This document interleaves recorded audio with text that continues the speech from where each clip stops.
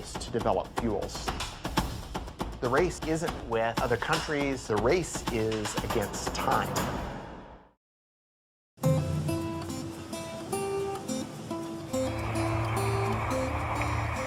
To meet the immediate and future demands, we made the energy solution spring from the ground.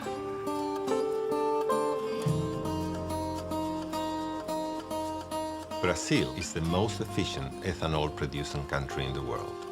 Sugarcane alcohol from Brazil can reduce the total carbon footprint by up to 70% compared with the gasoline.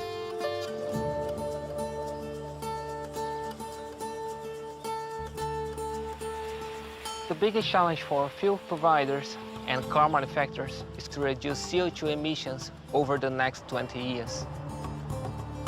Demand for mobility will continue to grow. We believe that biofuels are very important because they help in an immediate way. All forms of fuel are going to be needed. Hydrocarbons, natural gas, biofuels, all of them are going to be part of the energy mix for the future of transportation.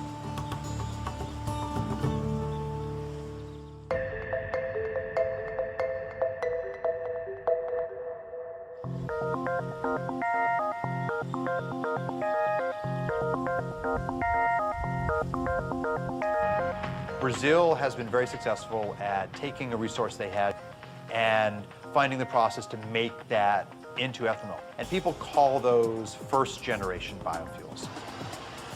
We have lots of lab work around the world that are looking at the second generation. And that's generally turning cellulosic material from, for example, weeds into biofuels. And the United States is very much at the forefront of the innovation part of the equation.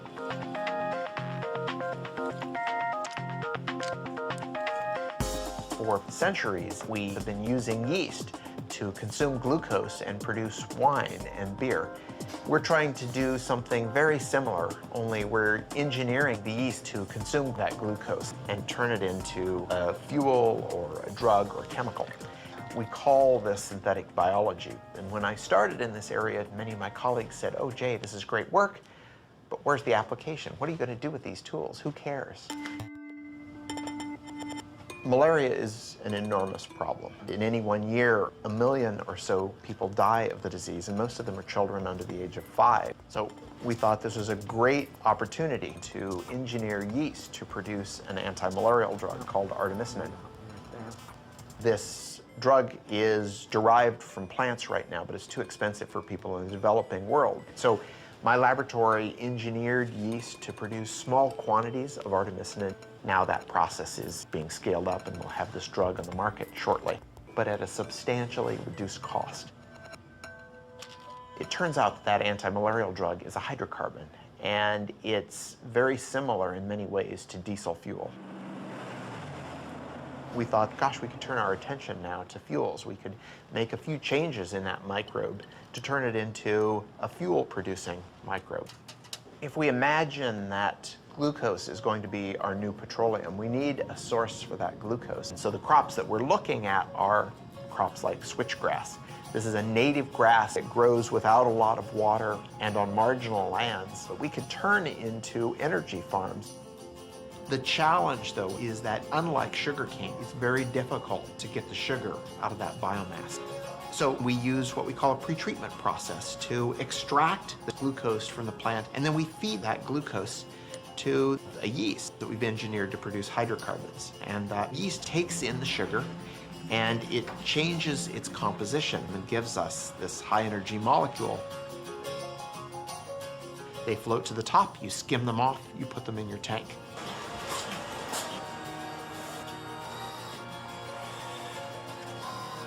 But it takes a lot of work to get from that small test tube all the way up into the 1 million-gallon tank. So we have to give it time, but I think that some of the discoveries that are happening might be applied by the end of the decade.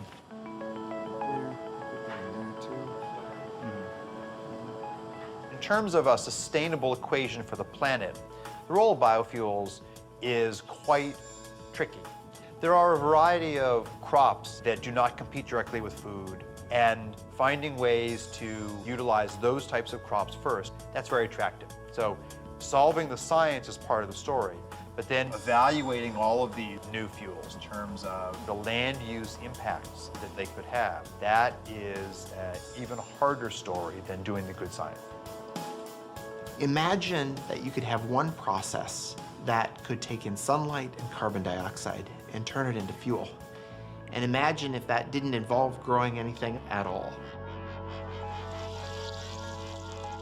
The synthetic biologists are trying to take plants and make them do things that they wouldn't normally do.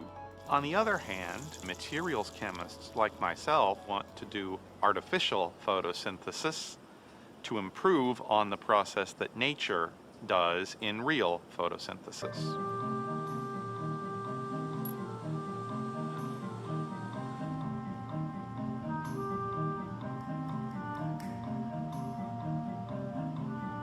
We should follow the blueprint of plants converting sunlight into fuel, but take the approach that it could be much simpler. All we really need is a light absorber that absorbs sunlight. We also need a catalyst like iron or nickel. So when you see the hydrogen coming off of the photoactive material, that's an example of a semiconductor breaking the chemical bonds of water to make hydrogen and oxygen. Ultimately, our pieces are going to be contained in something that is easy to roll out like bubble wrap, where in would come sunlight and water. You would vent the oxygen to the air, but the bottom would wick out your liquid or gaseous fuel that then you could collect and use for our cars and planes and storage.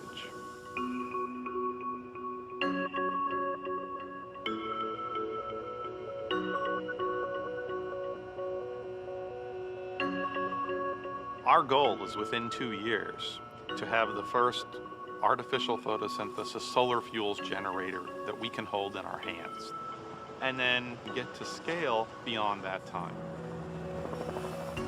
We're certainly not good at predicting the future, but to me, electric vehicles look like a sustainable option.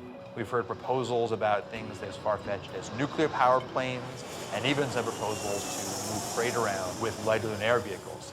And so, if the future in 2050 does include a fair amount of oil, what it means would be that we haven't deployed as many of these clean technologies as we already know are possible. If you think about how long it's taken for us to build up the petroleum industry, we can't hope to reverse that overnight. It's a huge change in our infrastructure. Yes, we should have been working on it 30 years ago. We didn't. We're trying to make up for that, and that means basic research needs to be done now and by as many people as possible. We have a long way to go, but I'm confident that we'll get there.